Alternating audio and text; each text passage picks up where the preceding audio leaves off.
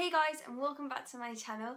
So in today's video, it's a bit serious to be fair, which I'm not very serious, I'm laughing. No, this video, as you can probably see from the title, is called My Return to Trampolining. Now, a lot of you are probably thinking, well, where did you go? Because I didn't actually address it on my YouTube channel. This video is going to be all about my shoulder. Now you can't actually see my shoulder because I've got a top on that doesn't let you see my shoulder. So I will include pictures. Now I will pre-warn you that some of the pictures are a little bit gory. So if you don't like blood, that kind of thing, then soz, can't really help it. For a while, I'd been experiencing that with my left arm. I couldn't lift it past about here and about there, and it was getting worse. And so we went to doctors and stuff and physios, and at first they thought it was just that I wasn't using it, so I did so much physio, and I got basically the hospital I get my prosthetics from. We mentioned it to them first, so then they referred us to my local hospital. We were going there and we were going physio. We went physio for probably in total 6 months, 7 months, maybe even a year. We were going to physio for quite a long time, and it still, when you lifted it, it just came to a block. And so we was all kind of confused, me and my mum and everyone. So they referred us to see a shoulder specialist. So when I went to see him, he was like, I think it's there's some kind of block there, which meant I couldn't lift my arm higher than that. So this is where I'm getting confused, because I had so many different stuff on it. So I had an X-ray, an MRI, which I don't think I have a picture of the results, but I had an MRI, and I had a muscle and nerve test. I'm going to explain this, it's quite gross, but basically they gave shocks of not electricity, but I guess that kind of shocks through my neck, and it basically made my shoulder move and my arm move without me doing anything.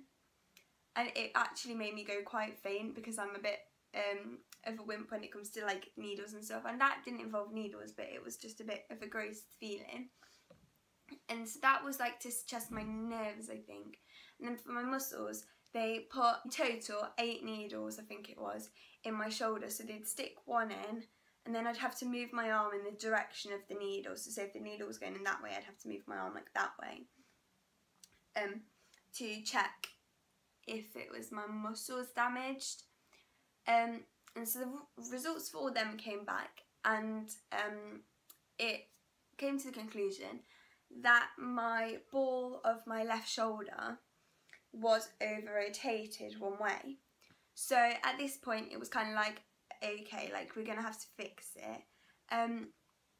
So I had a CT scan, which is I don't really know what it is. It's a bit, I think it's between an X-ray and an MRI, and so that was just gonna see in further detail what was up with my shoulder. So we went and was okay, we'll have an operation, and got talked through it, and I'll talk you through that later. And so he was well, I'm gonna compare it and make it the same as your right shoulder, just flipped opposite, if you know what I mean. So I had an X-ray on my right shoulder, and it came to the conclusion of my right shoulder was even more deformed. Oh, that's the word. So by this point, me, my mum and my doctor all knew that the reason my shoulder was over rotated was because when I got meningitis when I was 7, it got into my growth plates one side of my arm. So you have 2 growth plates that run parallel to each other, I think. And one had stopped working and one had continued. So it made that my ball ended up rotating. And on your shoulder ball, there's like a pointy bit on it, and the pointy bit was rubbing against my bones, like in here.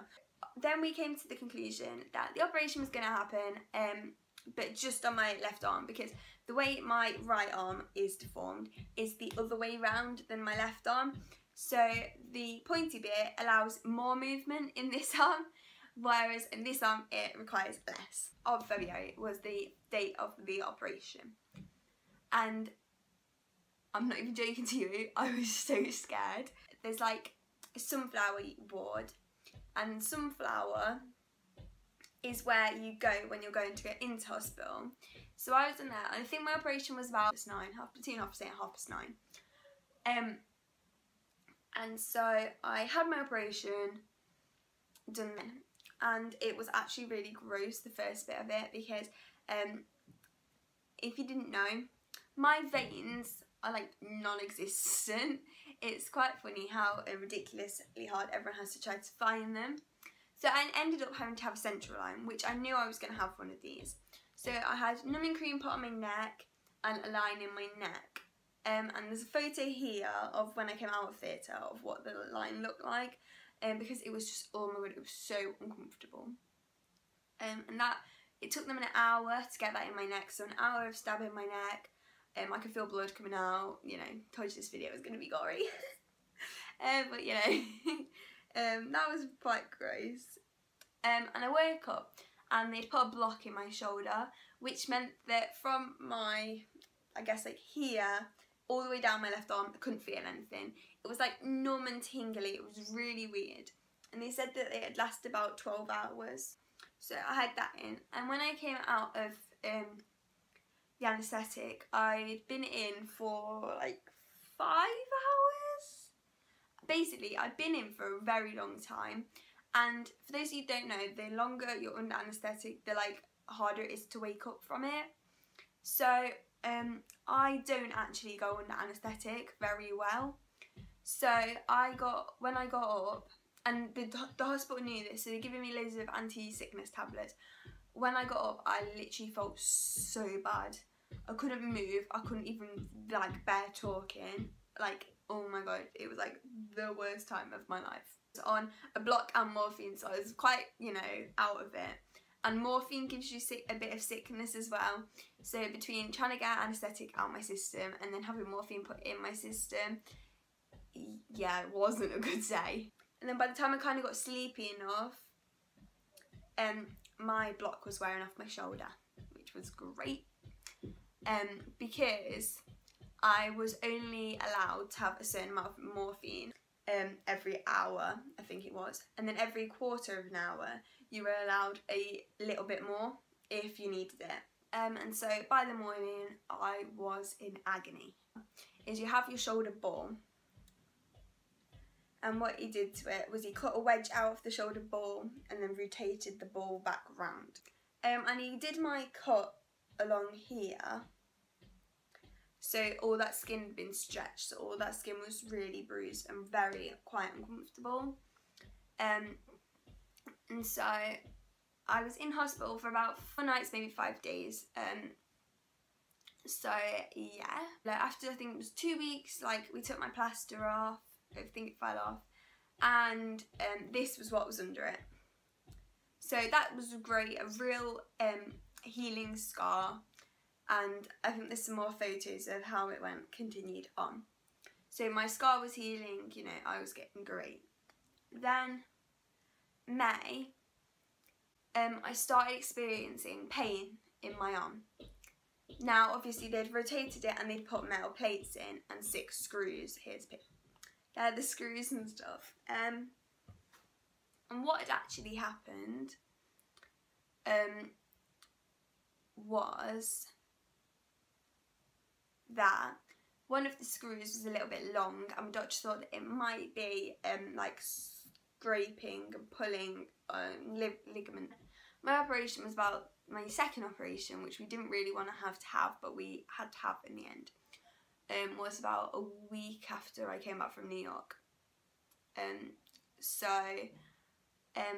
on the first one I'd missed a week and a half of school, and so it was on a Wednesday, this second one, And so we hadn't had like a pre-op or anything because it was a bit like, you know, self-explanatory, I guess, kind of thing. And so we'll warm you up and then we'll check for veins, because if they're going to come out, that's when they're going to come out. And thankfully he found a vein in my shoulder, my opposite shoulder, so we could put the line in there. So yeah, once I got home from, I was only in a day for that one actually, and you know, there's just pictures and stuff that are really quite gross. But yeah, that's pretty much the story of my shoulder and my scar again. Keep healing, and now it's pretty much fine. So yes, and I think in total I was off doing any physical activity for 7 months. Yeah, 7 months. Can we just all appreciate the willpower to keep going? No, I'm joking, but yeah. So I think it's about 2 weeks ago now, I went back to trampolining, and oh my god, I'd missed it so much, that it was just so good to be back. So yeah. So then on the weekend I went and did some flips. So I'm going to leave you with some little snippets of some flips. 1, 2, 3. Go.